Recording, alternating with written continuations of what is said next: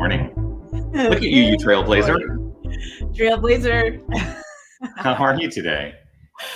Oh, I have had like 6 days already, and it's only 11:30 my time. So it's been crazy. Just breathe. You're here now. And we get to rant. Yeah, we get to rant. I get to inhale and exhale. I get to do all of these amazing things. Yes. And I'm grateful for all of it. And I am grateful too. The whirlwind was just dropping off and picking up Danny from a groomer's. Yeah. In the window that I chose myself. So I did all of that to myself. Isn't it funny what we do to ourselves? Yeah, but she looks good, she smells good, and now she's gonna zonk right down here. I gave her a big treat, and she just put it over there, and it's like zonk. She'll zonk now because that's a lot for her. Nice. So if anyone's joining us for the first time, we should probably introduce ourselves. Sure. Who are you? I'm Saint Steph, also known as Rev Steph St. Amand, and I am the spiritual director of One Love Awakening, an online, heart-centered, and inspired community. Who are you? I am Dr. JZ. I am Reverend Dr. Jonathan Zenz. I'm the senior minister at Unity of Tucson, which is a loving and inclusive spiritual center right here in Tucson, Arizona, where we gather together for all kinds of good, fun stuff, deepening our awareness and adoption of the New Thought spiritual philosophy, which is what I'm all about. Yeah. Me too. I'm all about it. Yeah. You know I always say that the adoption of this philosophy has enhanced the quality of my life. And so it's why I endeavor to share it as far and wide as I possibly can. Yeah, exactly. And most spiritual teachers from ancient times and beyond will say, once we know it, it's our responsibility to share what we know. Right. Because ours is a path of freedom. Yeah. But, in Unity, they've what we've done in the Unity side of New Thought. So there are like branches of New Thought, right? And in the Unity side of New Thought, we've sort of I don't want to use the word distilled, because it sounds like, we've just made it so like non-deep, if that makes any sense. But we basically, we've distilled down the fundamental premises of New Thought into 5 statements of principle. Right. Yeah. And they are: God is all there is. So if you ever wonder, like, what is the point of view around how Steph and I get to talk about what we talk about, really, we're only talking about one of these 5 principles. God is all there is. 2, and what we are, because there can be no separation from the infinite power and presence of divine creative energy, which we call God. Ooh, that was a mouthful. Thoughts and beliefs and feelings are the things that create the experiences of our lives, our circumstantial lives. Meditation and prayer are the primary spiritual tools we teach to direct those thoughts, beliefs, and feelings. And then this is really where it comes down to, that kind of made me think about this. The 5th principle is, it's all a choice. We are at choice to activate this in our lives. And I choose to activate it in a way that is beyond just an intellectual understanding. It's around activating it so that, I am recognizing myself in every moment, irrespective of the circumstances, as a spiritual being living in a spiritual universe. I don't know. Sometimes I feel compelled, like, we should make sure that we know what New Thought is. But yeah, we should know. We should know what it is for sure. Yeah, I heard a couple statements yesterday that I'm like, and one of them was, it's like I almost created this experience myself. I was like, wow, amazing. It's almost like that. Like not having that full responsibility, but it's almost like my thoughts created the drama I'm in right now. Oh, geez. Almost. Yeah. And it's fascinating, because I I came to New Thought and I really dove in because at the right off the hop, I was told that it's my responsibility, like self-reliance, self-responsibility, self-accountability. These are things that I really honor in my experience, because for the first 20 some years it was, or 30, it was oh, it's everybody else's fault, everybody else, it's society, it's my parents, it's everybody else's stuff. But if you really want to get a handle on your life, whose responsibility is it? It's my life. Mhm. It's my soul, it's my light, it's my responsibility. Absolutely. Yeah. Yeah. Well, let's reach out and say hello. If you're online, reach out, say hello. We've got a couple people who have reached out and said hello. There's Sherry. Beautiful day. Grateful to see you today, Sherry, Hi, as always. Sherry. Yes. William. There we go. Good morning to all the Good lovely morning. peeps. Yes, yes, Yes. yes. Good morning, William. Hello, hello. Mhm. I love that you're now a Duolingo partner. Yeah. I'm on Duolingo. I'm almost at 1,000 days. That's awesome. Anna, Wow. hello. I have some time to tune in between work appointments. Yay. Grateful to see you, Anna. And we're being invited by Wayne to join the International New Thought Alliance. Oh, interesting. Yes. Yeah. I've heard of them. You have. So have I. Indeed. Anita Okay, sending us INTA. Aren't they like, isn't INTA like the oldest New Thought organization? Yes-ish. Unity's older than INTA. Yeah, but the first president, if I'm not mistaken, of International New Thought Alliance was one of my favorite New Thought. One of the fundamental thinkers in New Thought was Judge Thomas Troward, and he was first president of INTA. Yeah. Really? Yeah, Learn something. Learn something. Yeah, we're here. I love Thomas Troward. Hello, Terry. Hi, Terry. Grateful to see you this glorious day. Yeah. Oh, she's over on Facebook today. I was just thinking about what you're talking about, and responsibility, and how we can sometimes like throw it out there and try to blame everybody else. I used to be a big blamer. I'm not so much anymore. I've learned blamer. Yeah. Because no one else has any control over my well-being other than me. And now I may perceive that someone else has control if I give over that control, right?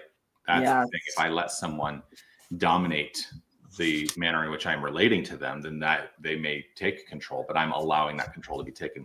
But I was just thinking, like, you this morning actually demonstrated the level and power of responsibility through your worry. I'm going to call it worry, even though it really wasn't a worry. You're like, I'm going to go do this and it's good. It's the way it is. But like the first thing you said to me is, I'm going to have to go pick up Danny from the dog groomers. And I was like, okay. And you're so worried about it, right? Well, it was just timing, like time, the illusion of time and the expression of it is connected to my anxiety disorder. Like time was always the thing I didn't have enough of, or I didn't know how to manage, like time. I still know how to manage, but now it doesn't cause me as much worry as it once did. But no, like it's right over there. I had 20 minutes. I was like, I can get my dog and be back in time for the rant. No problem. Totally. No problem. Totally. Yeah. No problem. Even had time to like buy extra things. Awesome. So 15 Commitments of Conscious Leadership. This is one of my, like, this book and The Science of Mind together. It's like, it's my sacred text, it's my thing. But the commitment number one, and I always say you can cross this out and put living. The 15 commitments to conscious living. Lead your own life, right? Number one, taking radical responsibility. And so that's commitment number one. And to live above the line, because that's what this is about, above and below the line. And the line is not good or bad. It's just what you prefer. Do you prefer to be this? And are you actively seeking to live above the line? That's it. But commitment number 1, I commit to taking full responsibility for the circumstances of my life and for my physical, emotional, mental, and spiritual well-being. I commit to supporting others to take full responsibility for their lives. And so it is. And so it is. Right. I love these commitments. It's so clear on and intersecting or cross-pollinating with science of mind. We use our spiritual practices to fulfill the commitments that we make, the agreements that we make, all of that, right? So taking full responsibility for the holistic expression of your life, your mental well-being, your spiritual well-being, your physical well-being. You have the power within you to take claim and dominion over your life. And we get to use spiritual tools and practices that have been taught through sacred text and teacher-student for thousands of years. Yes. And we're also evolving all of that, because I fully believe I think it's important. For me, it's an important part of my practice to review those ancient texts, more contemporary texts, but also to live within the construct of allowing my own insight, wisdom, and intuition to inform my life. Yes. And so you're actually also verging on I did get a question that came through today that I think is, it's a great question. It came through in my text message, so I can't put it on the screen, but I'm going to read it. It says, how do you each define divine order? So that's the fundamental question first. How do you each define divine order? And then there's some thoughts around it that were written. How does that fit in with my thoughts a while back about God being completely neutral, and we are God creating at every moment? So how can there be any agenda other than simply experiencing each now moment of creation? So I do have thoughts around that, but I'm curious to know your thought first. So the fundamental question is, what is divine order? And yeah, divine order is that there is a power greater than I am that is operating and functioning in perfect harmony with its own divine nature. So there is a flow of life. Everything has divine order. It's in our DNA. It's in the DNA of the acorn seed that is already the oak tree. It's in how a moth's wings are tiny and shriveled up, and then they find their right and perfect space and their wings drop. It's already divine order is in and as everything. It's an intelligent flow, or it's the flow of intelligence. Yeah. So I agree with you. I guess faith. Divine order is faith. It is a statement of faith to say that everything is in divine order, right? I think one of the things that really this question brings up for me is the direction in which we are looking at the concept of divine order. And there are directions that I think sometimes we don't even realize are holdovers from old theology. And what I mean by that is, from a perspective, divine order can carry the implication of a purposeful agenda, right? As though there's a deity up there, out there, whatever, orchestrating events with intention, right? And that would be exhausting. Oh my God, wouldn't it? But here's the thing. If that were the case, then we could not break out of that, right? Because there would be fate or predestined path that we would all be on, and we could not break out of that. We are individuals we are individualizations of this divine presence and power, and we are given absolute choice. So from a new thought, from a non-dualistic perspective, we teach non-dualism in new thought. From a non-dualistic perspective, divine order does not imply willful or preordination, willful plan or preordination, right? It is simply, like you talk about, like the acorn. It is the natural unfolding of life according to the inherent principles of, here we go, harmony and balance. That's what, for me, divine order is. It's harmony and balance, and that is part of everything. Everything is in harmony and balance. And so it's not about something out there making things happen in a divine, orderly way. It's about recognizing that life is unfolding in alignment with spiritual laws. And here's the thing, because this person wrote, my thoughts of God being complete. So how can there be any agenda other than simply experiencing each now moment of creation? That is the truth. Each now moment of creation is a moment of the experience of infinite harmony and balance. So infinite divine order.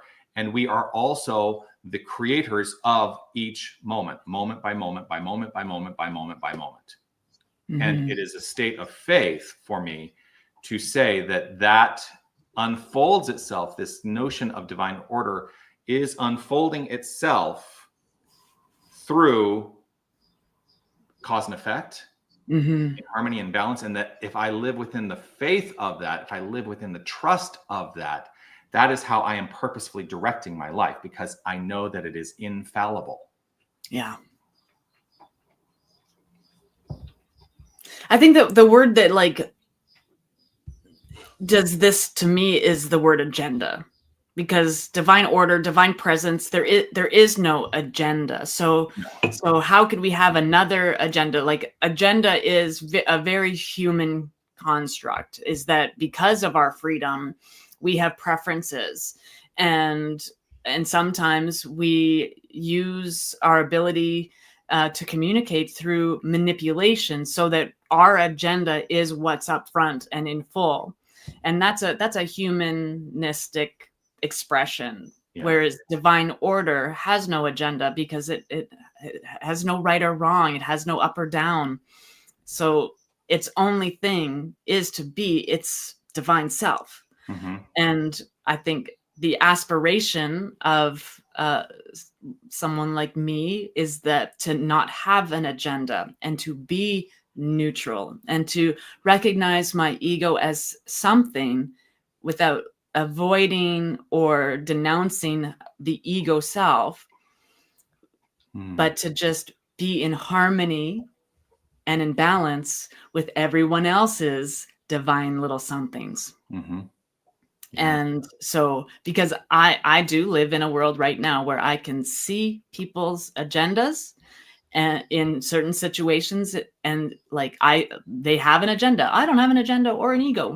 When you say that, you're absolutely demonstrating an ego and an agenda. So divine order is like, it's divine, it's presence, it's flow, it's, like you said, harmony and balance in all things. And if it doesn't look like that, check yourself. I know I do. Like, I say check yourself, but that's like, I'm only ever looking at me. Right. So now I trust, because you're interacting, that it's okay that I let people know that you are the one who actually sent this through. But Anita says, excellent explanation. This did come from Anita to me directly. But you also write here, Anita, some people in New Thought definitely use that phrase to mean a divine being who's orchestrating things to some degree. Yeah, you won't get that from me. Divine order is recognizing that everything is in harmony and balance, and that I am either participating in that harmony and balance or I'm fighting against it. And that's the thing. When we fight against harmony and balance, then we find ourselves in disharmony and imbalance. And that's when things feel really, really, I'm going to use this word, crappy in life. Yeah. Well, and that there is dualism, right? And duality. Yeah. If there is a divine something that is orchestrating things on behalf of certain people and not others, that's chaos. That isn't divine order. Right. And I want to honor people where they are. I want to be really clear, because some, it's not a new idea, this non-dualism, but it's a big idea for many people to kind of wrap their head around, because we have been so deeply ingrained with the idea that there is God out there, and that we are separate from that. Not only out there, but like a dude on a cloud in a throne. Right. But I always go to this quote because this for me, so there's this quote that I heard it at a conference once. I wrote it down. I did source it once, and anyway, Charles Fillmore once said in a talk he gave, he said, "We speak to God in the third person." So he's actually addressing this idea of dualism, right? So he says we speak to God in the third person, as though it's to say God is out there, right? But he's talking about an evolution in thought. So I keep starting the quote and then not finishing it. So here's the evolution in thought through this quote. We speak to God in the third person, and then in the second person. In our present development, so he's saying right here, right now, this is 100 years ago, right here, right now, we speak to God in the second person. I think a lot of people in the New Thought movement are still doing that. I hear it all the time. I hear it in the language of prayer, and he continues, God is the spirit within you. Talk to God all that you can, he says. That's absolutely fine. But then he says this, but the time is coming when we shall speak of God in the first person, for we shall displace all separation. We are here to fulfill this law of divine unity, to unify ourselves with the spirit of love within each and every one of us. And to that, I say that, it's not even about unifying ourselves. It's about identifying ourselves as the one power, the one presence. And not that we are the wholeness of it. We are facets of it, but the wholeness of us is that power and presence. But I think that we're still in the midst of a transformation of adopting this notion of identity. Oh my gosh, I'm like so, because I think about the way I was taught prayer in the New Thought movement, right? I was taught, I was taught spiritual mind treatment, which is a 5-step prayer process in the religious science side of New Thought. We have a 5-step process as well in unity. I've really worked to commingle the fundamentals of those in the way I teach prayer now. But the second step was once called, and I think for many teachers, they're still using this. They're saying the second step is unification. Unification, yeah. As though I am unifying myself with something outside myself. Well, if that's the construct, then my mind is already in the place of I am separate from. And so I started to teach not unification. I said the second step, I believe, has to be identification. I am fundamentally identifying who I am as the power and presence. Yeah. And that becomes a stronger grounding from which the rest of the prayer spoken is expressed. Because how can I be anything other than that which is? I can't be separate from the infinite. Because if I'm separate from the infinite, then there's no infinite. Each thing is finite. Yeah. I'm on a roll today. Fire it up. Share it. What Jonathan describes as divine order is what I often use to calm me when I am experiencing anxiety. Yes. To remember that when I step out of trying to control everything and allow the divine flow, right? Yes. Because you mentioned anxiety before. Anxiety is completely tied to time and the unknown. Yeah. But we are constantly living in the construct of time and the unknown. Yep. So, how do we move in a direction to find perhaps a comfort within that? Yeah. I don't know. All right. Oh, that was my rant. How about you? Yeah, that was a great rant. Thank you. Yes. I'm like, I have crazy animals today. Oh my gosh, she's chewing through something that's not supposed to take, or that's supposed to take a long time. And Casey's like right here, and now Chewy is outside and wants in. Like, oh my gosh, talk about divine order. Harmony and balance, and how it begins right where we are, right? Yeah. Right where we are. And there's all these external circumstances happening, and we can still find a way to be here now. Yeah. In balance and harmony. Because there's not a crisis. The cat wants down now. She wanted up, now she wants down. That's the way cats are. But oh my God, she's chewing. I got to take this bone away from her. She's like going to eat the whole thing in one go. So I have a 10-month-old golden retriever puppy. Yeah. And bully sticks. Yes. Yeah, right. When we first got bully sticks for Marcus, it would take him about an hour and a half to go through one bully stick. Now, 15 minutes tops. Same. He goes through bully sticks so fast. Yeah. Yeah. I do want to say hi to Annie. Hi, Annie. Hi, Annie. Happy Wednesday. Okay. Yeah. Yes. Thank you, Anita. Sherry says, thank you, Anita. Great question. William, I love the term identification. Yeah. Yeah. When I started teaching it that way, it really changed the tone of the whole prayer class for me when I was teaching prayer from that point of view. And Anna, some lyrics from a song I sang a while back from Janice Stanfield supports me in thinking about divine order. Here we go. The lyrics: relax and let the river flow. Let your life teach you what you need to know. Let your life lead you where you need to go. Let your life teach you what you need to know. Let your life lead you where you need to go. Yes, indeed. Yeah. And I love exactly what's happening. That's exactly what's happening. Yeah. I love the analogy of the river. Yeah. Here she continues. There's a current below that knows where to go. Absolutely. Yes, absolutely. That's an intuition.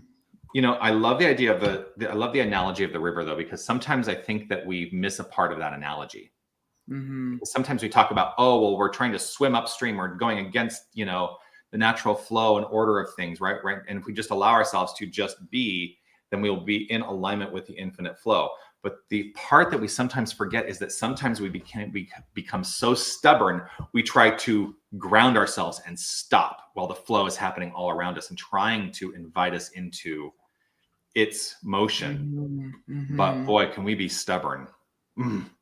This reminds me of like the river analogy and what you're saying reminds me of a story from Tama Keeves, who is going to be the June's New Thought leader presentation for ANTN. Awesome. But she told this story a long time ago about a coach or mentor that she had, saying, like, if you're standing in the river and looking towards the flow, you can get overwhelmed. And if you're moving towards that resistance and you're going against the flow, but all you have to do to change your perspective is turn around and watch it flow around you. Because there's no resistance when you're facing where the current is going, where the water is flowing. So the difference between, all you have to do is turn around from where you are. If where you are is resistance and struggle, turn around and allow the flow of whatever wants to unfold happen. Because I find, like, that's where my struggle is. Like, if I'm resisting something, I need to pay attention. Why am I resisting this thing? Why am I so adamant about not allowing this thing? Look, pondering these beautiful things. But go with the flow. You have to just turn around. She told the story way better, but it was first person then.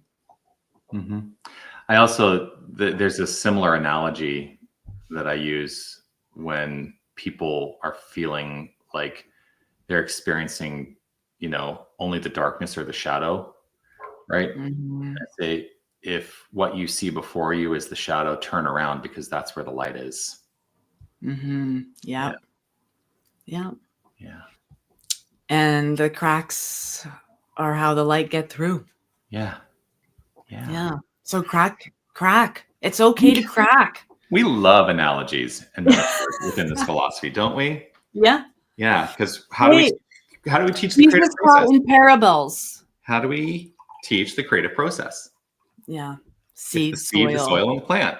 And the plant. Seed, soil, and the plant. Yeah. I mean, and we've talked about this all the time. There's no new thought in New Thought. These analogies are biblical. They're in scrolls that have been rolled up and would turn to dust now if hitting the environment. They're in they have been learned from wise, open people who to their community looked a little cracked. Mm-hmm. Right? Can you imagine? I mean, even Charles Fillmore 100 years ago, Charles Fillmore looked a little cracked because he was out there saying, let's talk about God in the first person. Right. There's, right? We are a radical, rebellious philosophy. Yeah. Yeah. Radically affirmative. Radically affirmative. That's right. Yes. I also try to remind people that New Thought is the New Thought spiritual philosophy. You're right. It's not about saying that the thoughts are new, but in every moment we are having a new thought. Even if it looks similar to a thought that we've had before, it is always a new thought, and it is always a constructive thought for our lives, whether that construct is beneficial or detrimental. It's always a new thought leading in a direction, and I choose to be aware of my thoughts so that my new thoughts in any given moment are constructive. That's my endeavor, right? Am I 100% successful in this? Maybe not. Sometimes I still have, moments where I have detrimental thoughts. A 97% success rate. 97% success rate. Yeah, but here's the thing: the practice of it has enhanced and continues to enhance the quality of my life because it's practice. I'm getting better at it all the time. Yeah. Yeah. Yeah. I'm even contemplating the word practice because I have been practicing for a really long time, and I call myself an expert now. Mm-hmm. So as an expert, I continuously express, experience, and output, and then analyze and assess and readjust for any course corrections. So it's like more like in the beingness now versus I'm getting ready for the marathon. I am in the marathon. Right. So I'm I know where the water stations are. I know where the bathrooms are. I know, I know, and I know how to reassess if I'm at mile 10 in an experience and I don't have any steam. What am I going to do to make sure that I can fill up to finish this thing? So, yeah. At the same time, as a musician, even like professional musicians practice, and when you stop practicing, that's when you notice it, you feel it. Like a guitar player, if I don't practice, my fingers hurt the next time I go. It's like you're constantly redoing the blisters when you don't continue every day, right? Go through the work, do the practice so that you're building up your mental muscle. Yeah. I was just thinking about like Spirit's gym, we're in Spirit's gym. We know the tools, we have the instruments, we're ready to go. You still got to go and work out. You got to do the work. You still have to keep motivated. You still have to remember to go be inspired. Do the work, live the results. Yeah. Yeah. I mean, it can be as simple as that. Do the work, live the results. Yeah. Yeah.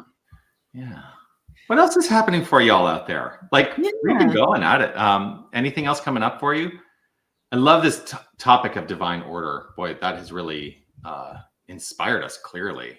I'm very grateful for that question, Anita. Thank you for that. Yeah. Well, I contemplate divine order all the time. Like it's universal presence for me, that divine order. And that's where my faith is interwoven.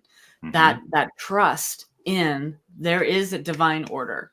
And even though my circumstances might look, fertilizer, full blossom garden, fertilizer, full blossom garden, it's still there's divine order in all of it. And that's really where my faith is. Like I have absolute faith that no matter what I'm experiencing, it is divine.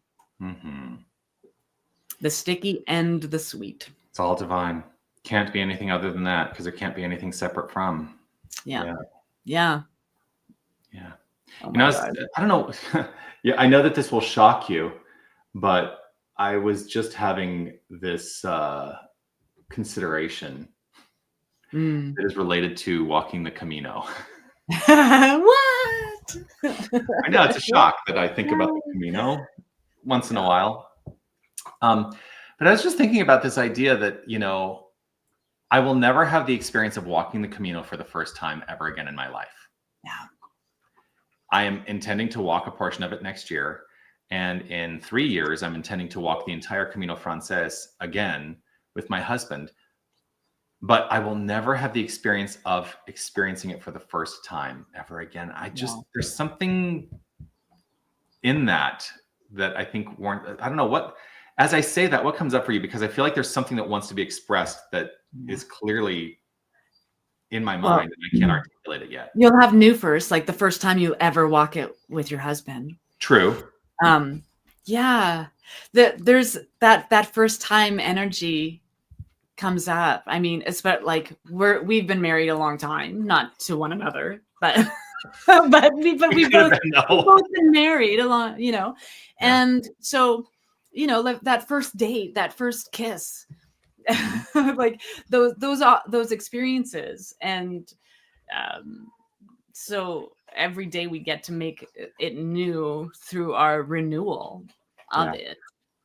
And yeah, like I've had those thoughts like, wow, like I'll never, this is the first, I'm never going to have this again. But also making sure that we don't live in that place of first, like, or that not first, but let the remembering of those first not sadden us, because like let us remember them in celebration and in joy and accomplishment. Because if, like, for me, there's no room in my life for regret. and just making sure that that's the importance to me about being mindful and thoughtful and consciously living. Because when you get to experience the first for the first time, in the awareness that this is the first and only time I'm going to experience the first of this experience. Yeah. So and be present for this beautiful gift that is the moment that we are in. Mm-hmm. And make sure that we're celebrating and being present for all of those things. Yeah. I mean, your first Camino, it has impacted many, many lives, not just yours. I mean, as you journeyed through that experience, we were all with you, in a sense, right? And at the same time, no one will ever experience it the way that you did. You're a unique and unrepeatable expression, and just like everyone who's taking that opportunity, there is just such joy and perfection in that. There's a thing that's happening on so I mean, you know that I like to engage with the social medias, right? And a little bit. And I enjoy watching TikTok videos. And of course, TikTok is built on an algorithm. So as you like interact and you like things, like it will try to push more of that type of content toward you. Well, I am clearly on Camino TikTok now, because I have so many people walking the Camino who are posting on TikTok, and I get all of their feeds. I just finished following this couple that walked. It's so funny because I'm like sitting here having this like other side conversation in my mind of like, this couple has no idea who I am or that I'm actually talking about them in a public forum right now. But they have had an impact on me, right? So I was watching this couple. It was 37 days of walking the Camino Frances, and they posted every single day about what their experience was, what they saw, how like it was going, the sticky and the sweet, because there were like some really challenging times for them that they were willing to put out there and talk about. I love their handle as social media people who post on social media, they call themselves the not dead yet couple. Yes. That's right. But I got to sort of almost in the same time frame that I had walked to the Camino 2 years ago, because they started around the same time I did this year. I got to have like the experience almost all over again. And, you know, having so many memories come up. It was lovely. Anyway. Okay. What's next? I don't need to talk about the Camino anymore. You know, I have a crying cat and a crying dog, that probably needs some attention. Chewy's outside and needs to come. So are you saying that we should maybe be complete today? I think we may be. I think like my divine order is calling me. Okay. To get more organized. So okay, I do want to let you know, and I haven't actually talked to you about this stuff yet. So I'll be here for the rant next week. The week after that, I'm going to be at the Unity Worldwide Ministries convention in Kansas City. So I will not be online for the rant on, that would be the 18th. I will not be on the rant on the 18th of June. So okay. Yeah, we should probably talk about scheduling you and I offline, but yeah. Rant, hashtag replay, you know, anything is possible. Absolutely. So, all right, well, I guess that's what we were here to talk about today. Yeah, it was awesome. I'm so grateful that everyone was here for this conversation, and I'm blessed by all of your comments and your presence and your consciousness. Yeah, thank you. And it's good things. And don't forget, you can always reach out. You can send us messages about things you'd like us to discuss on the rant. That's what happened today. Somebody reached out and said, hey, I have this question. Look at where it took us. Yes. So please, we are as effective in ranting as you are inviting us into thoughts about what we can rant upon. We love that stuff. Yeah. This Saturday, One Love Awakening has Contemplation Corner happening. And that's just open and love offering kind of thing. And we have some thoughts and we take some time to contemplate and discuss and check in with one another. So you're welcome to check that out on the website, oneloveawakening.com. Yeah, if you're in Tucson, tonight at 6:30 p.m., we have Divinely You, which is our monthly sound bath, sound healing experience, meditation and sound bath. Would love to see you here.